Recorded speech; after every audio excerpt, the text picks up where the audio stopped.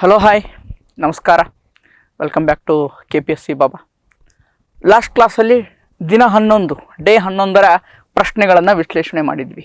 ಈ ಒಂದು ಕ್ಲಾಸಲ್ಲಿ ಡೇ 13 ವಿಶ್ಲೇಷಣೆ ಮಾಡೋಣ. ಡೇ 12 ಬಂದು ಕಮ್ಯುನಿಕೇಷನ್ನದು. ಓಕೆ, ಅದೇನಿರುತ್ತೆ ನಿಮಗೆ ಸಿನಾಪ್ಸಿಸು ಅಥವಾ ವಿಡಿಯೋ ಅವರು ಆಮೇಲೆ ನಿಮಗೆ ತಲುಪಿಸ್ತಾರೆ.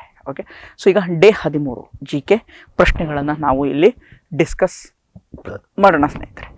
ನಿಮಗೆ ಹೇಳಿದ್ದೆ ಲಾಸ್ಟ್ ಕ್ಲಾಸಲ್ಲಿ ಎಷ್ಟೋ ಸಲ ಹೇಳಿದ್ದೀನಿ, sports news is the high ಯೀಲ್ಡಿಂಗ್ topic. ಇತ್ತೀಚಿನ ಪರೀಕ್ಷೆಗಳಲ್ಲಿ ಆ ಸ್ಪೋರ್ಟ್ಸ್ ನ್ಯೂಸನ್ನು ಏನು ಮಾಡ್ತಾ ಇದ್ದಾರೆ, ಕ್ರೀಡಾ ಸುದ್ದಿಗಳ ಮೇಲೆ ಪ್ರಶ್ನೆಯನ್ನು ಕೇಳ್ತಾ ಇದ್ದಾರೆ ಅಂತ ಹೇಳಿದ್ದೆ ಅಲ್ವಾ. ಸೊ ಅದೇ ದೃಷ್ಟಿಯಿಂದ ನಾವು ಕೂಡ ಇಲ್ಲಿ ಒಂದು ಸ್ಪೋರ್ಟ್ಸ್ ನ್ಯೂಸನ್ನು ಕೊಟ್ಟಿದ್ವಿ. ಅದರಲ್ಲೂ ನಮ್ಮ ಭಾರತೀಯರು ಗೆದ್ದಿದ್ರೆ, ಅದರಲ್ಲೂ ಮಹಿಳೆಯರು ಗೆದ್ದಿದ್ರೆ, ವುಮೆನ್ ಏನಾದರೂ ಒನ್ ಆಗಿದ್ರೆ ಆ ಒಂದು ಸ್ಪೋರ್ಟ್ಸಲ್ಲಿ ಆ ಒಂದು ಟಾಪಿಕ್ ಮೇಲೆ ಪ್ರಶ್ನೆ ಬರುವಂಥ ಚಾನ್ಸಸ್ ಏನಿರುತ್ತೆ, ಜಾಸ್ತಿ ಇರುತ್ತೆ. You shouldn't neglect that topic. Okay, which two Indian women boxers clinched gold medal at World Boxing Championship? ಎಲ್ಲಾಗಿತ್ತು? ಲಿವರ್ಪೂಲ್, UK ನಲ್ಲಿ ಅದು ಆಗಿತ್ತು. ಯಾವುದು? ವರ್ಲ್ಡ್ ಬಾಕ್ಸ್ ಚಾಂಪಿಯನ್ಶಿಪ್ 2025ರಲ್ಲಿ. ಆದರೆ ಇಬ್ಬರು ಮಹಿಳೆಯರು ಏನಾಗಿದ್ದಾರೆ, ಗೆದ್ದಿದ್ದಾರೆ ಅಂತ ಹೇಳ್ತಾ ಇದ್ದಾರೆ. ನಮ್ಮ ಭಾರತದ ಇಬ್ಬರು ಮಹಿಳೆಯರು ಯಾರು? ಜಾಸ್ಮಿನ್ ಲ್ಯಾಂಬೋರಿಯಾ ಆ್ಯಂಡ್ ಮೀನಾಕ್ಷಿ ಹೂಡಾ ಅನ್ನುವಂಥ ಇಬ್ಬರು ಮಹಿಳೆಯರು ಏನಾಗಿದ್ದಾರೆ, ಗೆದ್ದಿದ್ದಾರೆ. 2025ರ ವರ್ಲ್ಡ್ ಬಾಕ್ಸಿಂಗ್ ಚಾಂಪಿಯನ್ಶಿಪ್ ಎಲ್ಲಾಗಿತ್ತು? ಲಿವರ್ಪೂಲ್, UK ನಲ್ಲಿ ಆಗಿತ್ತು. ಇದಿಷ್ಟೇ ಇನ್ಫಾರ್ಮೇಷನ್ ಸಾಕು, ಇದಕ್ಕಿಂತ ಜಾಸ್ತಿ ಇಲ್ಲಿ ಹೇಳುವಂಥದ್ದೇನಿಲ್ಲ. ಬಟ್ ನೆಕ್ಸ್ಟು ಕ್ವಶನ್ ನನಗೆ highlight topic. EV Ramaswamy Naicker ಅಥವಾ ಪೆರಿಯಾರ್ ಅಂತ ಕರಿತೀವಿ ಇವರನ್ನ. ಓಕೆ, ಇವರು ಇನ್ನೊಂದು ಹೆಸರೇನು? ಪೆರಿಯಾರ್. ಓಕೆ, ಈ ಪರ್ಸನಾಲಿಟಿನೇ ಏನಿದೆ ನನಗೆ ಹೈ ಯೀಲ್ಡಿಂಗ್ ಟಾಪಿಕ್. ಇವ್ರ ಮೇಲೆ ಪ್ರಶ್ನೆಗಳು ಸಾಕಷ್ಟು ಬಾರಿ ಬಂದಿದ್ದಾವೆ. PC to DC ಯಾವ ಎಕ್ಸಾಮ್ ಆದರೂ ತಗೊಳ್ಳಿ, ಇವ್ರ ಮೇಲೆ ಪ್ರಶ್ನೆಗಳು ಬಂದಿದ್ದಾವೆ. ಆ ದೃಷ್ಟಿಯಲ್ಲೇ ನಾವು ಕೂಡ ಇಲ್ಲೊಂದು ಪ್ರಶ್ನೆಯನ್ನು ಕೊಟ್ಟಿದ್ದೀವಿ.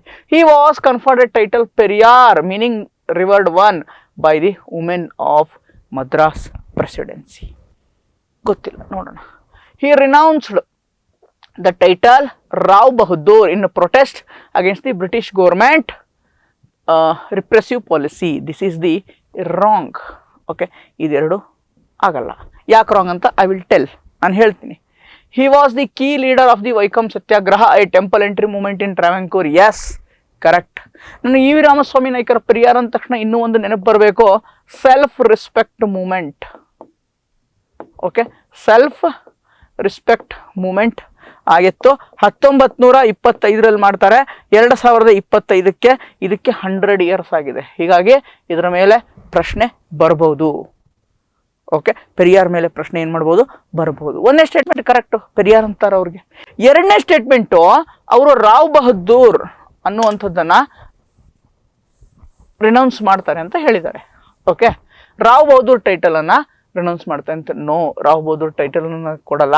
ಅವರು ರಿನೌನ್ಸ್ ಅಥವಾ ರಾಜೀನಾಮೆಯನ್ನು ಕೊಡ್ತಾರೆ. ಯಾವೊಂದು ಹುದ್ದೆಗೆ ರಾಜೀನಾಮೆಯನ್ನು ಕೊಡ್ತಾರೆ ಅಂದರೆ, ಎರೋಡ್ ಮುನ್ಸಿಪಲ್ ಕಾರ್ಪೊರೇಷನ್ ಅಂತ ಇರುತ್ತೆ. ಯಾವುದು? ಎರೋಡ್ ಅನ್ನೋ ಒಂದು ಪ್ರದೇಶ, ಅಲ್ಲಿ ಮುನ್ಸಿಪಲ್ ಕಾರ್ಪೊರೇಷನ್ದು ಏನಾಗಿರ್ತಾರೆ, ಚೇರ್ಮನ್ ಆಗಿರ್ತಾರೆ. ಇವರು ಅಧ್ಯಕ್ಷರಾಗಿರ್ತಾರೆ. ಆ ಒಂದು ಕಾರ್ಪೊರೇಷನ್ದು ಅಧ್ಯಕ್ಷರಾಗಿರ್ತಾರೆ. ಯಾರು? EV ರಾಮಸ್ವಾಮಿ ನಾಯ್ಕರ್ ಅವರು.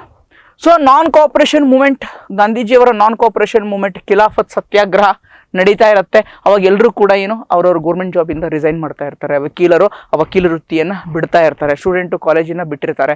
ಈ ಥರದ್ದೆಲ್ಲ ಆಕ್ಟಿವಿಟಿಗಳಾಗ್ತಾ ಇರುತ್ತೆ ನಾನ್ ಕೋಆಪರೇಷನ್ ಮೂಮೆಂಟ್, ಅಸಹಕಾರ ಚಳುವಳಿ ಸಮಯದಲ್ಲಿ.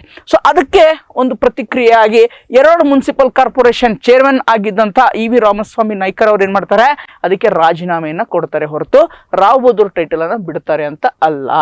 ಸೊ ಹೀಗಾಗಿ 1 and 3 is the correct answer. Right, ಗೊತ್ತಾಯ್ತಾ ಯಾವ ರೀತಿಯಾಗಿ ನೀವು ಓದಬೇಕು ಅಂತ. ನಾನ್ ಕೋಆಪರೇಷನ್ ಮೂಮೆಂಟ್, ಅಸಹಕಾರ ಚಳುವಳಿ ಏನು ಹೈ ಯೀಲ್ಡಿಂಗ್ ಟಾಪಿಕ್. ಎಲ್ಲ ಪರೀಕ್ಷೆಗಳು ಇದ್ರ ಮೇಲೆ ಪ್ರಶ್ನೆ ಬಂದಿದೆ, ಮುಂದೆ ಕೂಡ ಬರುತ್ತೆ. Okay, right. ಸೊ ನೆಕ್ಸ್ಟ್ ಮೂರನೇ ಪ್ರಶ್ನೆ ಏನಿದೆ? ಮೂರನೇ ಪ್ರಶ್ನೆ simple. Okay, I will tell ಏನಿದೆ. ವಿಚ್ ಸ್ಟ್ಯಾಟ್ಯುಟರಿ ಆರ್ಗನೈಸೇಷನ್, ಕೆಳಗೆ ನೀಡಿರುವ ಯಾವ ಒಂದು ಶಾಸನಾತ್ಮಕ ಸಂಸ್ಥೆ, ಸ್ಟ್ಯಾಟ್ಯುಟರಿ ಆರ್ಗನೈಸೇಷನ್ ಅಂದರೆ ಶಾಸನಾತ್ಮಕ ಸಂಸ್ಥೆ. ಲಾಸ್ಟ್ ಕ್ಲಾಸಲ್ಲಿ ಎಷ್ಟೋ ಸಲ ಹೇಳಿದ್ದೀನಿ, ಯಾವುದಕ್ಕೆ ಸ್ಟ್ಯಾಟ್ಯುಟರಿ ಆರ್ಗನೈಸೇಷನ್ ಅಂತಾರೆ, ಯಾವುದಕ್ಕೆ ಶಾಸನಾತ್ಮಕ ಸಂಸ್ಥೆ ಅಂತಾರೆ, ಯಾವುದಕ್ಕೆ ಕಾರ್ಯಾಂಗ ಸಂಸ್ಥೆ ಅಂತಾರೆ ಅಂದರೆ ಎಕ್ಸಿಕ್ಯೂಟಿವ್ ಬಾಡಿ ಅಂತಾರೆ, ಯಾವುದಕ್ಕೆ ಕಾನ್ಸ್ಟಿಟ್ಯೂಷನಲ್ ಬಾಡಿ, ಯಾವುದಕ್ಕೆ ಕಾನ್ಸ್ಟಿಟ್ಯೂಷನಲ್ ಬಾಡಿ ಅಂದರೆ ಸಾಂವಿಧಾನಿಕ ಸಂಸ್ಥೆ ಅಂತ ಹೇಳಿದ್ದೀನಿ, ಎಕ್ಸಾಂಪಲ್ ಕೊಟ್ಟು ಹೇಳಿದ್ದೀನಿ ನಿಮಗೆ ಲಾಸ್ಟ್ ಕ್ಲಾಸಲ್ಲಿ ಅಲ್ವಾ. ಸೊ ಯಾರು ಫಸ್ಟ್ ಕ್ಲಾಸ್ ನೋಡ್ತಾ ಇದ್ದೀರಾ ಎಲ್ಲ ಕ್ಲಾಸ್ಗಳನ್ನು ಒಂದ್ಸಲ ಹೋಗಿ ನೋಡಿ, you will get more information about everything. Okay, statutory organisation ಯಾವುದೇ ಒಂದು ಶಾಸನಾತ್ಮಕ ಸಂಸ್ಥೆ ಇದೆ, collaborated with the ministry of Ayush. ಕೆಳಗಿನ ಒಂದು ಶಾಸನಾತ್ಮಕ ಸಂಸ್ಥೆ ಮಿನಿಸ್ಟ್ರಿ ಆಫ್ ಆಯುಷ್ ಜೊತೆಗೆ ಕೊಲಾಬರೇಟ್ ಆಗಿದೆ. ಓಕೆ, ಕೊಲಾಬರೇಟ್ ಆಗಿ ಒಂದು ರೆಗ್ಯುಲೇಟರಿ ಫ್ರೇಮ್ವರ್ಕ್ ಆಗ್ತಾ ಇದೆ.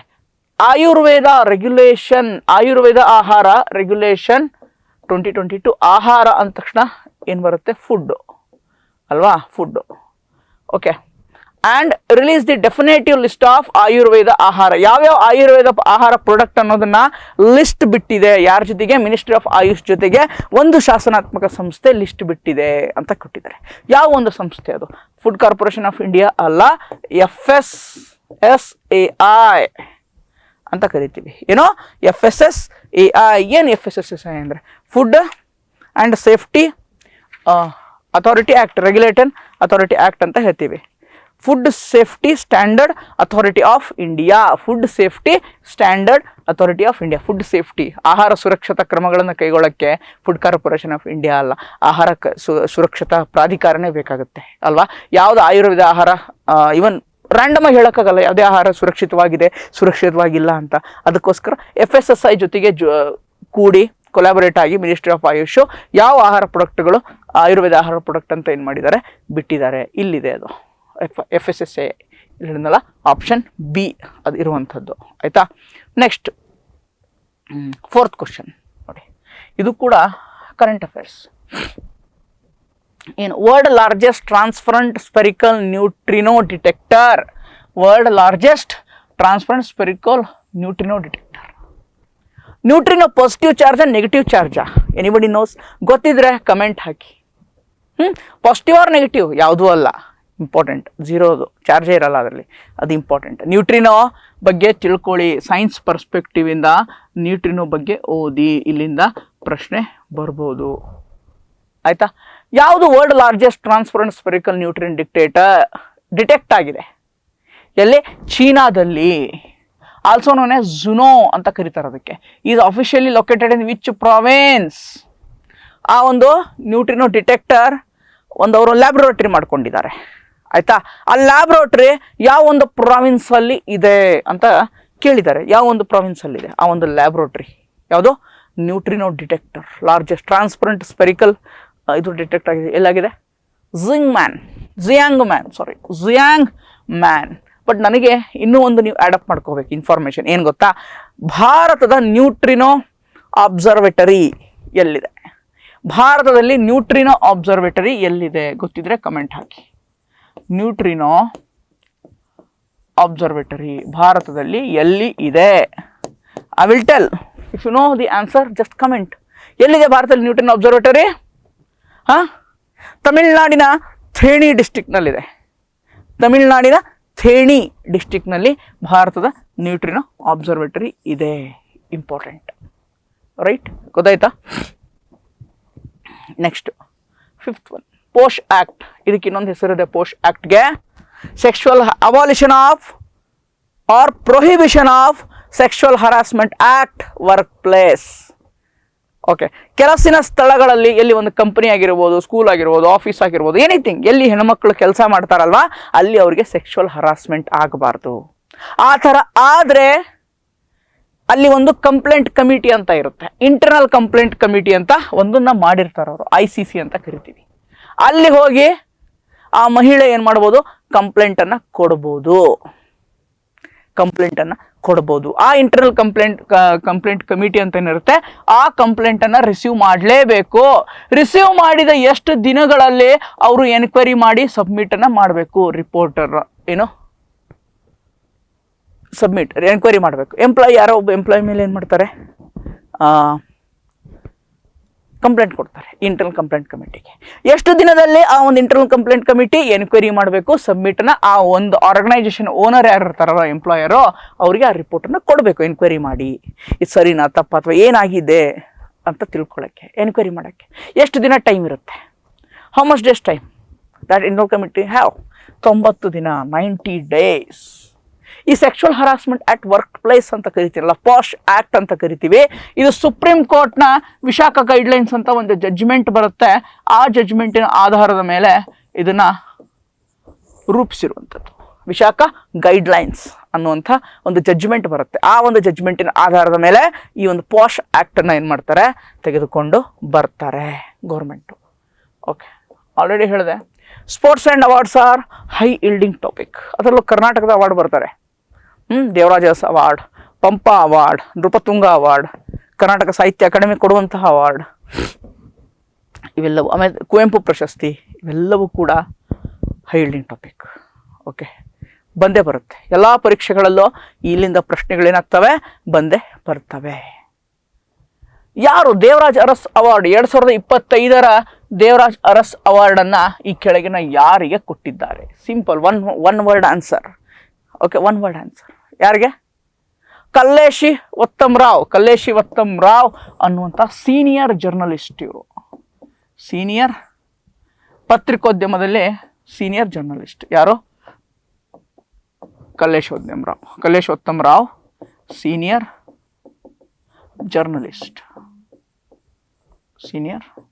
ಜರ್ನಲಿಸ್ಟ್. ಓಕೆ, ಅದೇ ಥರ ಸೋಷಿಯಲ್ ಸರ್ವಿಸ್ ಕೂಡ ಮಾಡಿದ್ರು. ಅವರಿಗೆ ಏನಾಗಿದೆ, ಈ ಒಂದು ದೇವರಾಜ್ ಅರಸ್ ಅವಾರ್ಡನ್ನು ಏನು ಮಾಡಿದ್ದಾರೆ, ಕೊಟ್ಟಿದ್ದಾರೆ. ಬಟ್ ನೀವು ಒಂಚೂರು ಏನು ನೆನಪಿಡ್ಬೇಕು ಗೊತ್ತಾ, ಈ ದೇವರಾಜ್ ಅರಸ್ ಅವಾರ್ಡ್ ಪಡೆದವರಿಗೆ ಎಷ್ಟು ನಗದು ಬಹುಮಾನವನ್ನು ಕೊಡ್ತಾರೆ, ಎಷ್ಟು ರೂಪಾಯಿ ನಗದು ಬಹುಮಾನವನ್ನು ಕೊಡ್ತಾರೆ? ಇದನ್ನು ಕೇಳಬಹುದು, ಹೇಳೋಕ್ಕಾಗಲ್ಲ. 5 ಲಕ್ಷ ರೂಪಾಯಿಯನ್ನು ಏನು ಮಾಡ್ತಾರೆ, ಕೊಡ್ತಾರೆ. ಯಾರು ಕೊಡುವಂಥದ್ದು? ಇದು ಕರ್ನಾಟಕ ಸರ್ಕಾರ ಕೊಡುವಂಥದ್ದು. ಆಯಿತಾ, ಗೊತ್ತಾಯ್ತಾ? ಕರ್ನಾಟಕ ಸರ್ಕಾರ ಕೊಡುವಂಥದ್ದು, ಯಾವುದೇ ಪ್ರೈವೇಟ್ ಆರ್ಗನೈಸೇಷನ್ ಅಲ್ಲ. ಕ್ವಶನ್ 7 ಆಪ್ಷನ್ಸ್ ಇಲ್ಲಿದೆ.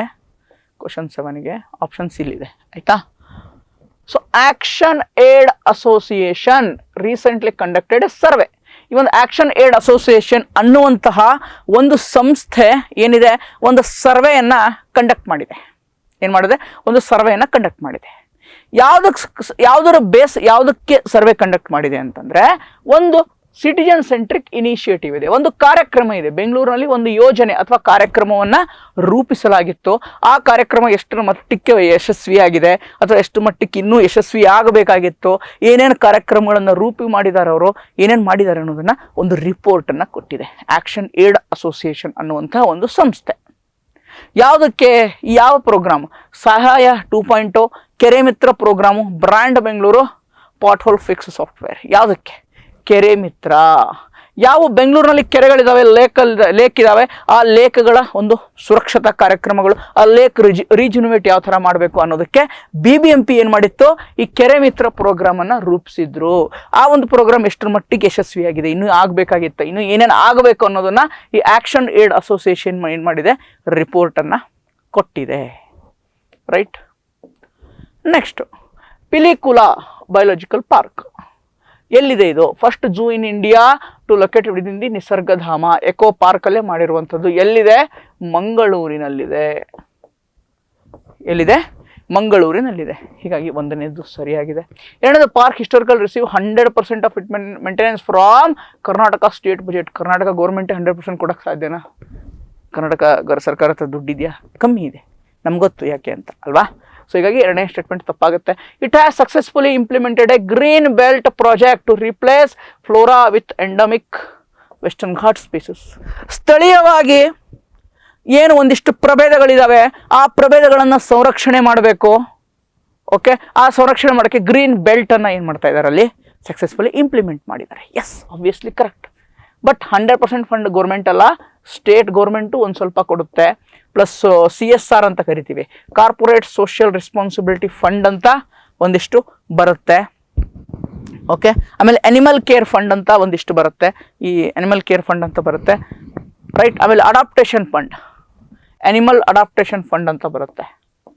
ಅನಿಮಲ್ ಅಡಾಪ್ಟೇಷನ್ ಫಂಡ್ ಅಂತ ಒಂದಿಷ್ಟು ಬರುತ್ತೆ. ಸೊ ಇವೆಲ್ಲವೂ ಸೇರಿ ಇದಕ್ಕೆ ದುಡ್ಡನ್ನು ಕೊಡುವಂಥದ್ದೇ ಹೊರತು ಸ್ಟೇಟ್ ಗೌರ್ಮೆಂಟೇ 100% ಕೊಡಲ್ಲ. ರೈಟ್, ಗೊತ್ತಾಯ್ತಾ? ಯಾಕೆ ಕೊಡಲ್ಲ ಅನ್ನೋದು ನಿಮಗೆ ಗೊತ್ತಿರುತ್ತೆ. Next important, very important. Which of the following districts of Karnataka north eastern transition ನೋಡಿ ನಮ್ಮದು ಕರ್ನಾಟಕ ಮ್ಯಾಪ ಸರಿಯಾಗಿ ತೆಗೆದಿಲ್ಲ, ಬೇಜಾರಾಗಬೇಡಿ. ನಾರ್ತ್ ಈಸ್ಟರ್ನ್, ಇದು ನಾರ್ತು. ಓಕೆ, ನಾರ್ತ್ ಈಸ್ಟರ್ನ್ ಅಂದರೆ ಈ ಭಾಗದಲ್ಲಿ ಬರುವಂಥದ್ದು. ಯಾವುದಪ್ಪ ನಾರ್ತ್ ಈಸ್ಟರ್ನ್ ಟ್ರಾನ್ಸಿಷನ್ ಝೋನಲ್ಲಿ ಯಾವ ಡಿಸ್ಟ್ರಿಕ್ಸ್ ಬರ್ತವೆ?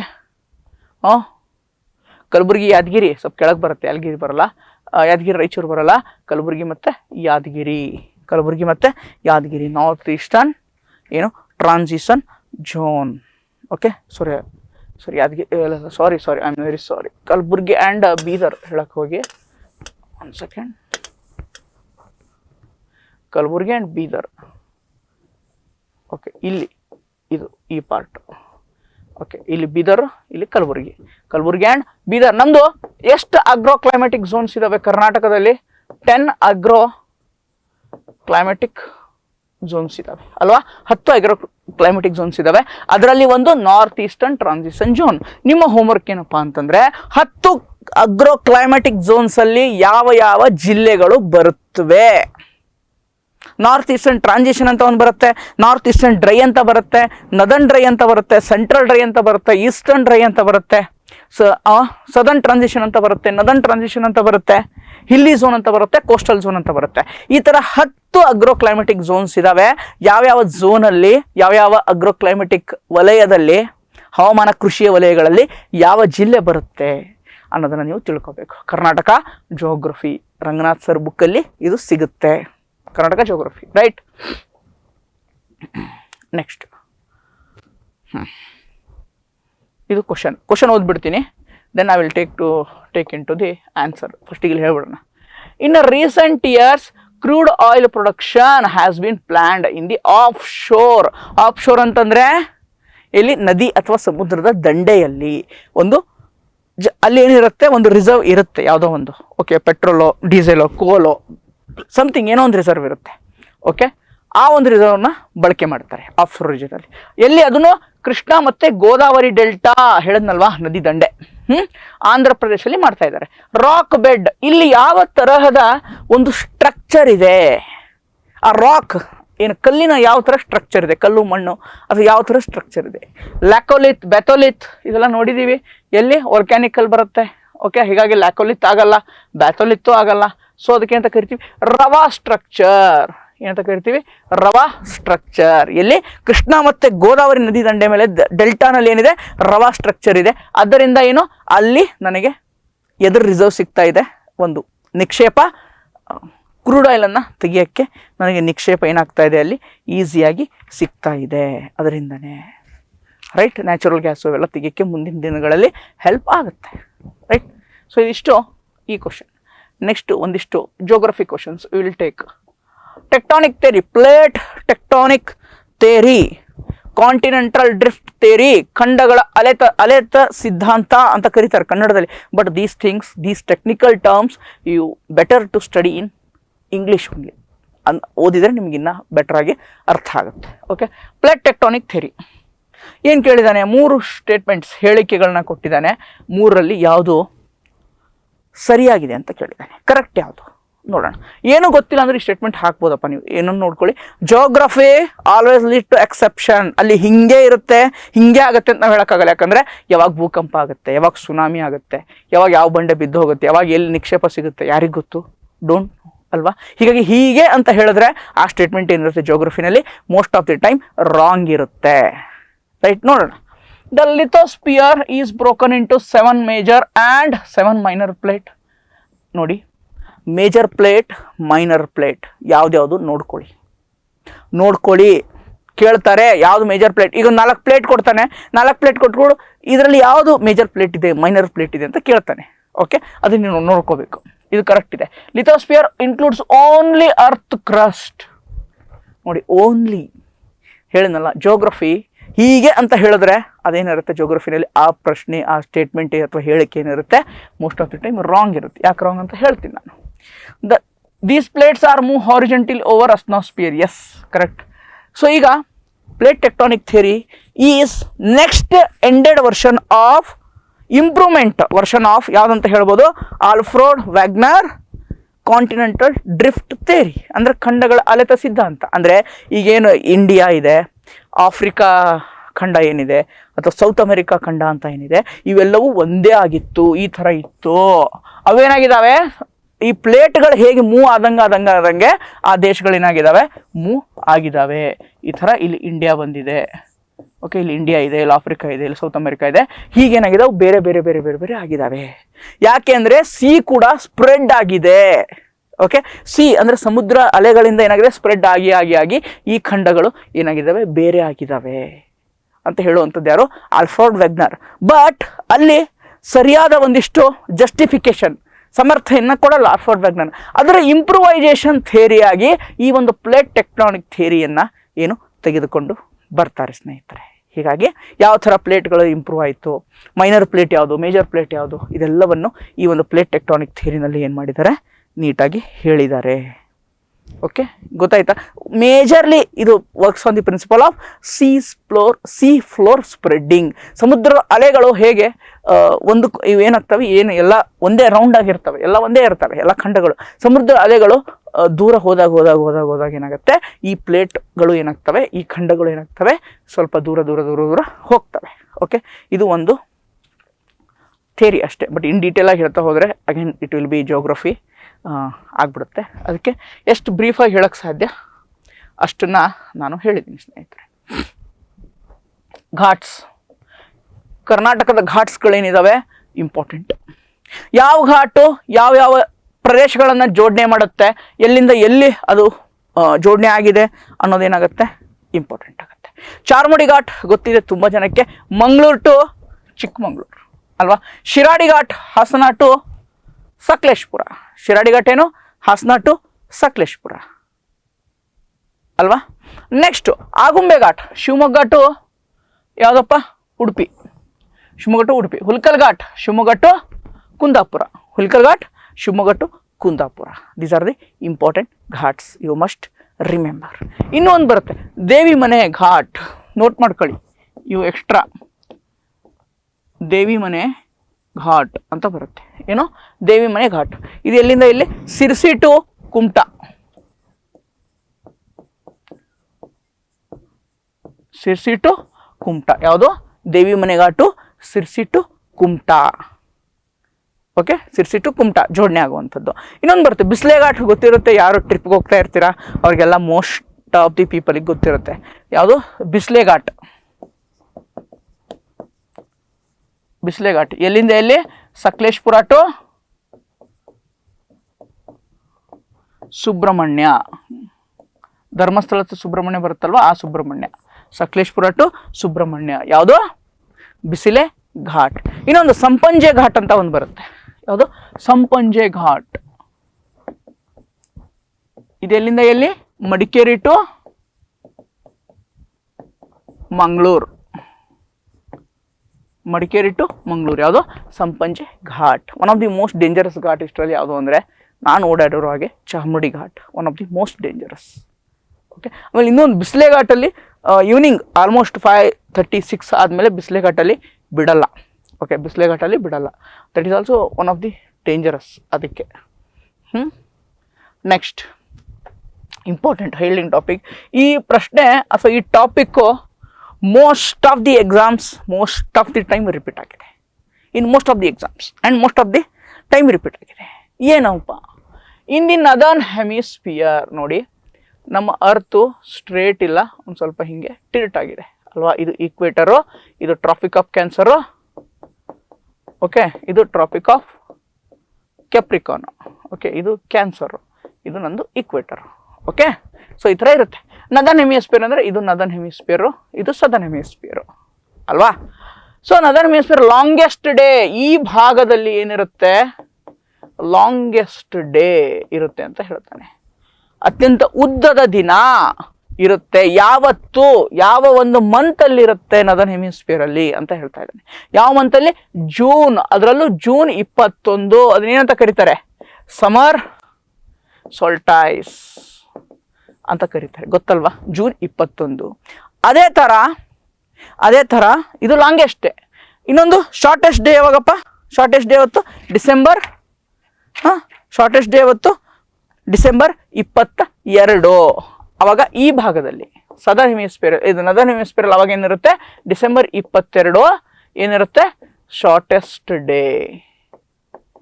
ಓಕೆ, ಎಲ್ಲಿ ನದರ್ನ್ ಹೆಮಿಸ್ಫಿಯರ್ ಅಲ್ಲಿ. ಅದೇ ಸದರ್ನ್ ಹೆಮಿಸ್ಫಿಯರ್ ಅಲ್ಲಿ ಡಿಸೆಂಬರ್ 22 ಏನಿರುತ್ತೆ, ಲಾಂಗೆಸ್ಟ್ ಡೇ ಇರುತ್ತೆ. ರಿವರ್ಸಲ್ ಆಗುತ್ತೆ, ಇಲ್ಲಿ ಲಾಂಗೆಸ್ಟ್ ಡೇ ಇದ್ದಾಗ ಇಲ್ಲಿ ಶಾರ್ಟೆಸ್ಟ್ ಡೇ ಆಗುತ್ತೆ, ಇಲ್ಲಿ ಶಾರ್ಟೆಸ್ಟ್ ಡೇ ಇದ್ದಾಗ ನದರ್ನ್ ಹೆಮಿಸ್ಫಿಯರ್ ಲಾಂಗೆಸ್ಟ್ ಡೇ ಆಗುತ್ತೆ. ಓಕೆ, ಜೂನ್ 22 ಇಲ್ಲಿ ಲಾಂಗೆಸ್ಟ್ ಡೇ, ಇಲ್ಲಿ ಶಾರ್ಟೆಸ್ಟ್ ಡೇ. ಡಿಸೆಂಬರ್ 22 ಇಲ್ಲಿ ಶಾರ್ಟೆಸ್ಟ್ ಡೇ ಅಥವಾ ಲಾಂಗೆಸ್ಟ್ ನೈಟ್ ಅಂತ ನೋಡಿ, ಅಥವಾ ಶಾರ್ಟೆಸ್ಟ್ ಡೇ ಅಂತ ನೋಡಿ. ಡಿಸೆಂಬರ್ 22 ಇಲ್ಲಿ ಏನಿರುತ್ತೆ, ಲಾಂಗೆಸ್ಟ್ ಡೇ ಅಂತ ಇರುತ್ತೆ. ಉಲ್ಟಾ ಆಗುತ್ತೆ. ಓಕೆ, ಜೂನ್ 21 ನೆನ್ಪಿಟ್ಕೊಳ್ಳಿ, longest day in northern hemisphere. Okay, shortest day in the southern hemisphere. December 22 okay, longest night ಅಥವಾ shortest day in the northern hemisphere. Okay, ಇಲ್ಲಿ ಡಿಸೆಂಬರ್ 22 ಸದರ್ನ್ ಹೆಮಿಸ್ಫಿಯರ್ ದಕ್ಷಿಣ ಗೋಳಾರ್ಧದಲ್ಲಿ ಏನಿರುತ್ತೆ, ಲಾಂಗೆಸ್ಟ್ ಡೇ ಇರುತ್ತೆ ಅಥವಾ ಶಾರ್ಟೆಸ್ಟ್ ನೈಟ್ ಇರುತ್ತೆ. ಗೊತ್ತಾಯ್ತಾ? ಸದರ್ನ್ ಇದು summer solstice and winter solstice. December 22 winter solstice ಅಂತ ಕರಿತೀವಿ, ಜೂನ್ 21 ಸಮರ್ ಸೊಲ್ಟೈಸ್ ಅಂತ ಕರಿತೀವಿ. ಮಾರ್ಚ್ 21 ಏನಂತಾರೆ, ಅದಕ್ಕೆ ವರ್ನಲ್ ಇಕ್ವಿನಾಕ್ಸ್. ಮಾರ್ಚ್ 21 ಮತ್ತೆ ಸೆಪ್ಟೆಂಬರ್ 23, ಮಾರ್ಚ್ 21 ಸೆಪ್ಟೆಂಬರ್ 23 ಈ ಎರಡು ಇಕ್ವಿನಾಕ್ಸ್ ದಿನ. ಅಂತಂದ್ರೆ ಬೋತ್ ಡೇ ಆ್ಯಂಡ್ ನೈಟ್, ಹಗಲು ಮತ್ತು ರಾತ್ರಿ ಎರಡು ಸಮನಾಗಿರುತ್ತೆ. ಹಗಲು ಮತ್ತು ರಾತ್ರಿ ಎರಡು ಸಮನಾಗಿರುತ್ತೆ. Okay, day and night both are equal. ಏನ್ ಬೋತ್ ಆರ್ ಈಕ್ವಲ್ ಎಲ್ಲ ಹೆಮಿಸ್ಫಿಯರಲ್ಲೂ. ಕೋರಲ್ ಅರ್ತ್ ಮೇಲೆ ಏನಿರುತ್ತೆ, ಇಕ್ವಿನಾಕ್ಸ್ ಅಂತಂದ್ರೆ ಡೇ ಆ್ಯಂಡ್ ನೈಟ್ ಎರಡು ಏನಿರುತ್ತೆ, ಈಕ್ವಲ್ ಆಗಿ ಇರುತ್ತೆ. ಇದು ಇಂಪಾರ್ಟೆಂಟು, ಇದು ಇಂಪಾರ್ಟೆಂಟ್. ಗೊತ್ತಾಯ್ತಾ? ವೆರಿ ಇಂಪಾರ್ಟೆಂಟ್, ಈ concept important. Okay, next 14th question. ಏನಿದೆ ಗೊತ್ತಾ, lack of atmosphere around the moon. ಮೂನಿನ ಸುತ್ತಲೂ ವಾತಾವರಣ ಅಷ್ಟೊಂದು ಇಲ್ಲ. ಯಾಕೆ ಅಂತ ಕೇಳ್ತಾ ಇದ್ದಾನೆ. ಮೂನಿನ ಸುತ್ತಲೂ, ಚಂದ್ರನ ಸುತ್ತಲೂ ವಾತಾವರಣ ಅಷ್ಟೊಂದಿಲ್ಲ, ಅಟ್ಮಾಸ್ಫಿಯರ್ ಅಷ್ಟೊಂದಿಲ್ಲ. Lack of atmosphere. Why? Low escape velocity of air molecule and low gravitation. High escape velocity module and low gravitation. Low gravitation only ತೆಗೆದುಬಿಡಿ. High escape velocity air module only ತೆಗೆದುಬಿಡಿ. ಓನ್ಲಿ ಅಂತ ಇದ್ರೆ always ಹೇಳಿದ್ದೀನಿ, geography ಅಂತ ಬಂದಾಗ ಏನಾಗುತ್ತೆ, it leads to exception. Only ಹಿಂಗೆ ಅಂತ ಹೇಳೋಕ್ಕಾಗಲ್ಲ ನಾವು, ಅಲ್ವಾ? So low escape velocity air molecule and low gravitational attraction. Okay, ಅಥವಾ high escape velocity of air molecule, low gravitational. ಎರಡಕ್ಕೂ ಲೋ ಇದೆ. ಎಸ್, ಲೋ ಗ್ರಾವಿಟೇಷನ್ ಇರುತ್ತೆ. ಚಂದ್ರನಲ್ಲಿ ನಾವು ಹಿಂಗೆ ನಿಂತ್ಕೊಳ್ಳೋಕ್ಕಾಗಲ್ಲ, ತೇಲಾಡ್ತಿರ್ತೀವಿ. ಓಕೆ, ಅದು ಇಂಪಾರ್ಟೆಂಟ್, ಅದು ನೆನ್ಪಿಟ್ಕೊಳ್ಳಿ. ಹಾಗೆ ಎಸ್ಕೇಪ್ ಆಗೋಕ್ಕಾಗಲ್ಲ ಬೇಗ, ಹೈ ಎಸ್ಕೇಪ್ ವೆಲಾಸಿಟಿ ಇಲ್ಲ ಅಂದರೆ ಹಾರೋಗಲ್ಲ, ಅಲ್ಲೇ ಹಿಂಗೆ ಅಂತರದಲ್ಲೇ ಏನು ಮಾಡ್ತಾ ಇರ್ತೀವಿ ನಾವು, ನಿಂತಿರ್ತೀವಿ. ಓಕೆ, ಫ್ಲೂ ಅವೇ. ಎನಿ ಗ್ಯಾಸ್ ಮಾಲಿಕ್ಯೂಲ್ ಏನಾಗುತ್ತೆ ಅಲ್ಲಿ, ಎನಿ ಗ್ಯಾಸ್ ಮಾಲಿಕ್ಯೂಲ್ ಯಾವುದಾದ್ರೂ ರಿಲೀಸ್ ಆದರೆ ಮೂನಲ್ಲಿ, ಏನೇ ಗ್ಯಾಸ್ ಮಾಲಿಕ್ಯೂಲ್ ಟಪ್ ಅಂತ ಹಾರೋಗುತ್ತೆ, ಫ್ಲೂ ಅವೇ. ಯಾವುದೇ ಗ್ಯಾಸ್ ಮಾಲಿಕ್ಯೂಲ್ ಎಲ್ಲಿ, ಚಂದ್ರನ ಮೇಲೆ.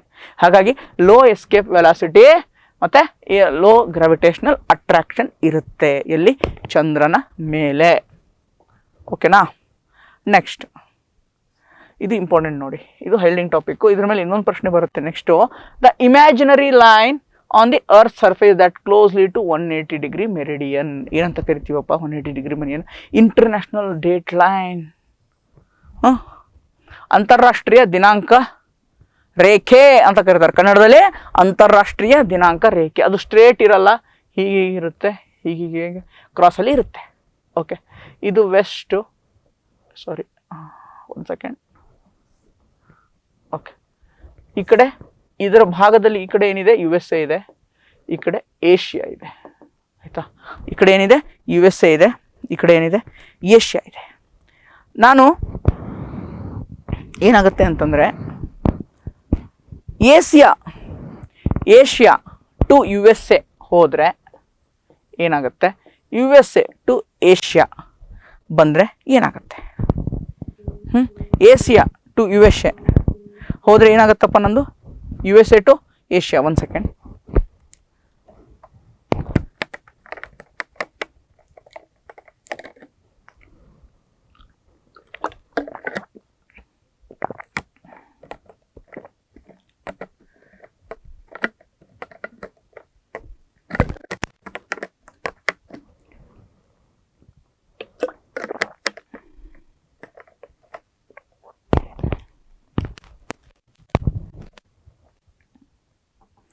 USA ಟು ಏಷ್ಯಾ, ನಾನು ಈ ಕಡೆ USA ಇದೆ, ಇಲ್ಲಿ ಏಷ್ಯಾಗೆ ಬಂದರೆ ಒಂದು ಡೇ ಏನಾಗುತ್ತೆ ಆ್ಯಡ್ ಆಗುತ್ತೆ.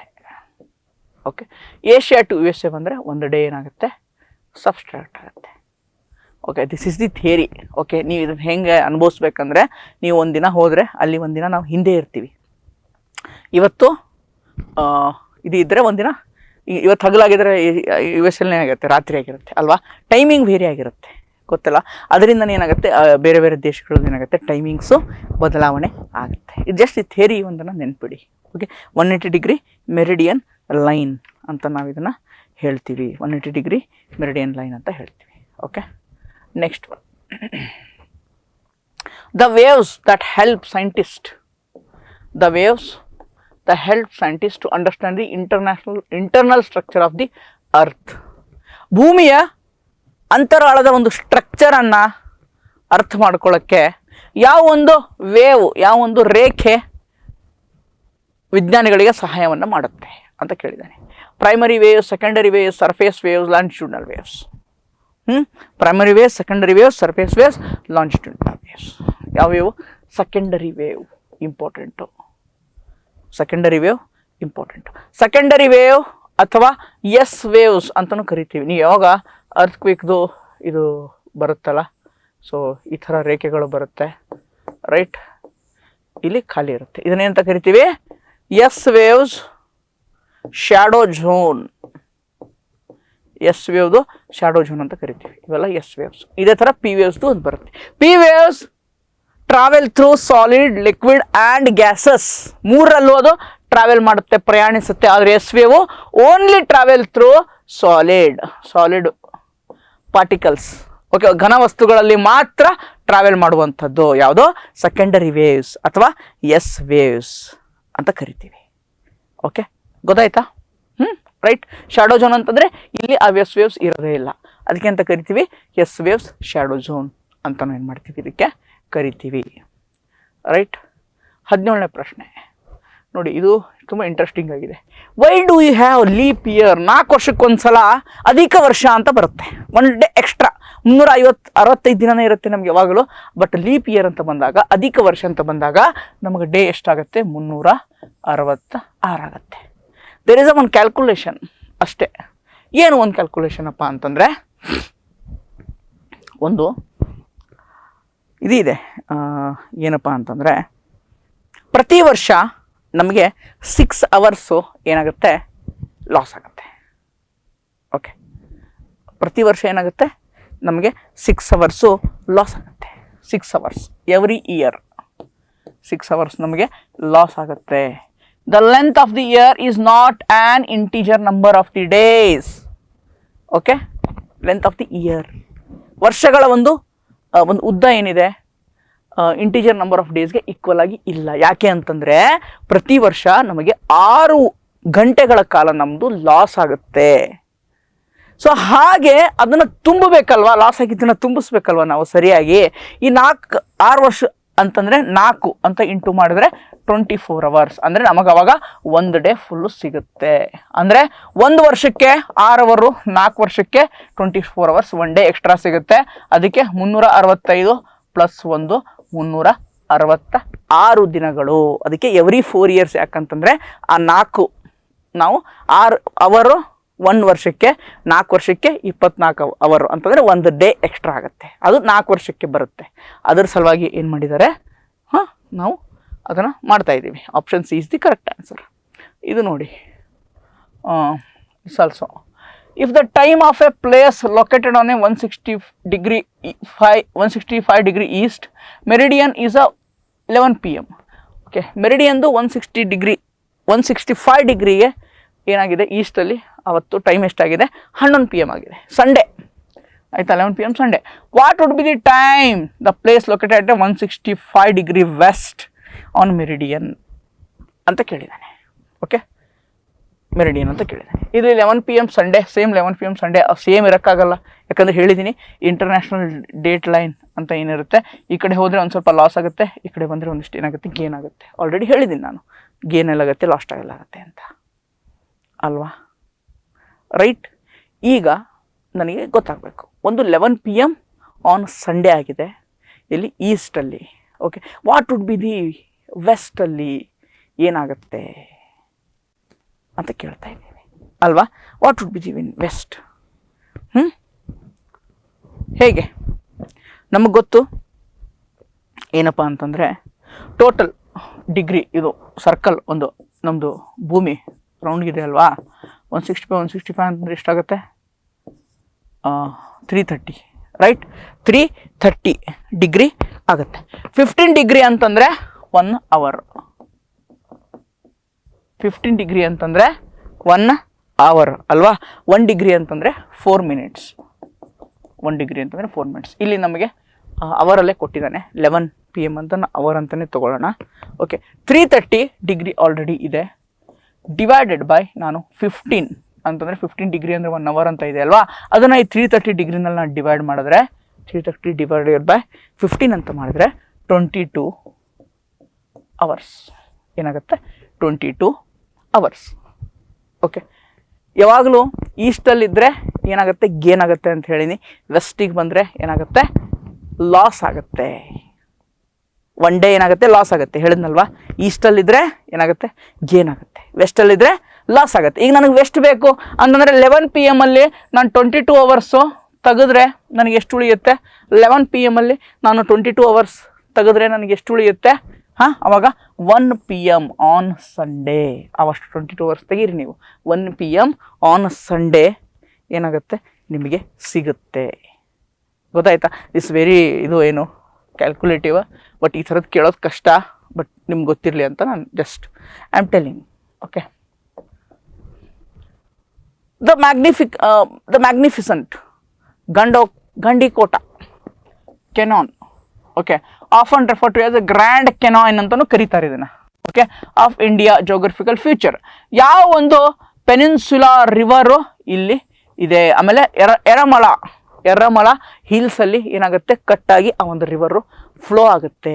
ಆ ರಿವರ್ಗೆ ಗಂಡಿಕೋಟ ಕೆನಾಯಿನ್, ಗ್ರ್ಯಾಂಡ್ ಕೆನಾಯಿನ್ ಅಂತಲೂ ಕರೀತಾರೆ. ಜೋಗ್ರಫಿಕಲ್ ಫೀಚರ್ ಇದೆ. ಆ ಒಂದು ಜಾರ್ಜ್ ಅಂದರೆ ಸಂಧಿ, 2 ಬೆಟ್ಟಗಳಿರ್ತವೆ. ಕೆನಾಯಿನ್ ಅಂದರೆ ಅವು ಕೋಟೆಗಳ ಥರ 2 ಬೆಟ್ಟಗಳಿದ್ದಾವೆ. ಅದರ ನಡುವೆ ಹರಿದು ಹೋಗುವಂಥದ್ದು. ಈ 4ರಲ್ಲಿ ಯಾವುದು ಆ ಥರ ಹೋಗುವಂಥದ್ದು ನದಿ ಅಂತ ಕೇಳ್ತಾ ಇದ್ದಾನೆ. ಯಾವ ನದಿಯಪ್ಪ ಅದು? ಪೆನಾರ್. ಇಂಪಾರ್ಟೆಂಟ್. ಈ ನದಿ ನನಗೆ ಹೈ ಇಲ್ಡಿಂಗ್ ಟಾಪಿಕ್. ಈ ನದಿ ಎಲ್ಲಿ ಹುಟ್ಟುತ್ತೆ? ಕರ್ನಾಟಕದ, ಅದರಲ್ಲೂ ಬೆಂಗಳೂರು ಸಮೀಪದಲ್ಲಿರುವಂತಹ ನಂದಿ ಹಿಲ್ಸ್, ನಂದಿ ಬೆಟ್ಟದಲ್ಲಿ, ಚಿಕ್ಕಬಳ್ಳಾಪುರ ಜಿಲ್ಲೆಯ ನಂದಿ ಹಿಲ್ಸಲ್ಲಿ ಈ ಒಂದು ನದಿ ಹುಟ್ಟಿ ಆಂಧ್ರ ಪ್ರದೇಶದ ಕಡೆಗೆ ಏನಾಗುತ್ತೆ? ಅದು ಹರಿಯುತ್ತೆ. ಅದಕ್ಕೆ ಏನಂತ ಕರೀತಾರೆ ಅಲ್ಲಿ? ಗ್ರ್ಯಾಂಡ್ ಕೆನಾಯಿನ್, ಗಂಡಿಕೋಟ ಕೆನಾಯಿನ್ ಅಂತ ಕರಿತೀವಿ. ಜಾರ್ಜ್, 2 ಜಾರ್ಜ್ ಅಂತಂದರೆ 2 ಸಂಧಿಗಳ ನಡುವೆ ಹರಿಯುವಂಥದ್ದು. ಸಂಧಿ ಅಂದರೆ ಅಷ್ಟು ಜಾಗ ಇರುತ್ತೆ, ಇಲ್ಲೊಂದು ಬೆಟ್ಟ ಇರುತ್ತೆ, ಇಲ್ಲೊಂದು ಬೆಟ್ಟ ಇರುತ್ತೆ, ಅದ್ರ ನಡುವೆ ಹರಿಯೋದು. ಈ ಪ್ಲೇಸ್ಗೆ ಏನಂತ ಕರೀತಾರೆ ಗೊತ್ತಾ? ಈ ಥರ 2 ಬೆಟ್ಟ ಇರುತ್ತೆ, ನಡುವೆ ಪ್ಲೇಸ್ ಇರುತ್ತಲ್ಲ, ಅದಕ್ಕೆ ಜಾರ್ಜ್ ಅಂತ ಕರೀತಾರೆ. This is the land features ಕೇಳ್ತಾರೆ KPSC ಗ್ರೂಪ್ ಸಿನಲ್ಲಿ. ಜಾರ್ಜು, ಆಮೇಲೆ land features of the desert, land features of the ಏನು ಐಸು, ಇವೆಲ್ಲ ಕೇಳ್ತಾರೆ. ಓಕೆ, ಅದು important. The concept of sea floor spreading, ಯಾರು ಅವಾಗಲೇ ಹೇಳಿದ್ನಲ್ಲಪ್ಪ, ಸಿ ಫ್ಲೋರ್ ಸ್ಪ್ರೆಡ್ಡಿಂಗಿಂದನೇ ಏನಾಗಿದೆ? ಅವೆಲ್ಲ ಖಂಡಗಳು ಬೇರೆ ಬೇರೆ ಆಗಿದ್ದಾವೆ. ಖಂಡಗಳೇನಾಗಿದ್ದಾವೆ? ಬೇರೆ ಬೇರೆ ಆಗಿದ್ದಾವೆ. ಮುಂಚೆ ಒಂದೇ ಇತ್ತಂತ ಆಲ್ಫ್ರೆಡ್ ವ್ಯಾಗ್ನರ್ ಹೇಳ್ತಾನೆ. ಬಟ್ ಅದಕ್ಕೆ ಬೇಕಾದಂಥ ಸಮರ್ಥನೆಯನ್ನು ಅವನು ಆಲ್ಫ್ರೆಡ್ ವ್ಯಾಗ್ನರ್ ಕೊಡಲ್ಲ. ಓಕೆ, ಏನು ಆಲ್ಫ್ರೆಡ್ ವ್ಯಾಗ್ನರ್ ಇಲ್ಲೇ ಇದೆ ನೋಡಿ. ಆಪ್ಷನ್ ಏನಿದು? ಕಾಂಟಿನೆಂಟಲ್ ಡ್ರಿಫ್ಟ್ ಥಿಯರಿ ಒಂದು ಅಲ್ವಾ.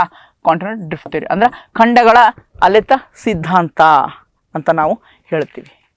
Correct, right? ಖಂಡಗಳ ಅಲೆತ ಸಿದ್ಧಾಂತ ಅಂತ ನಾವು ಹೇಳ್ತೀವಿ. ಸೊ ಈ ಒಂದು ಸಿ ಫ್ಲೋರ್ ಸ್ಪ್ರೆಡ್ಡಿಂಗ್ ಅನ್ನುವಂಥ ಥಿಯರಿಯನ್ನು ತೆಗೆದುಕೊಂಡು ಬಂದಿದ್ಯಾರೋ? ಹ್ಯಾರಿ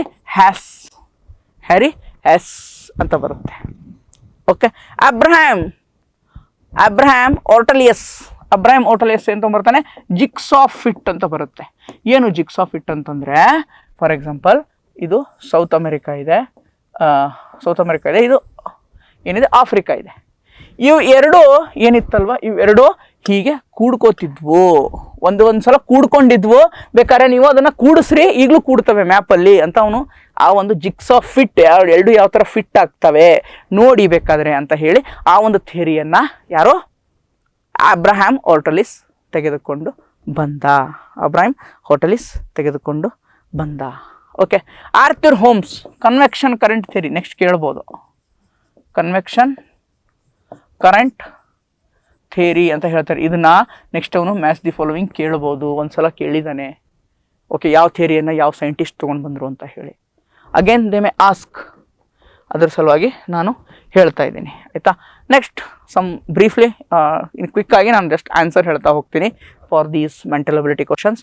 21A ಆಗುತ್ತೆ. ಓಕೆ, ರೇಷಿಯೋ ಆ್ಯಂಡ್ ಪ್ರಪೋರ್ಷನ್ಸ್ ಇದು 21A ಆಗುತ್ತೆ. ನೆಕ್ಸ್ಟ್ GK ಕ್ವಶನ್ ಶೀಘ್ರದಲ್ಲೇ ತಮ್ಮ ಮುಂದೆ ಬರುತ್ತೆ ಅಂತ ಹೇಳ್ತಾ ಈ ಒಂದು ವಿಡಿಯೋನಲ್ಲಿ ಎಂಡ್ ಮಾಡ್ತಾ ಇದ್ದೀನಿ. ಥ್ಯಾಂಕ್ ಯು, ಧನ್ಯವಾದಗಳು.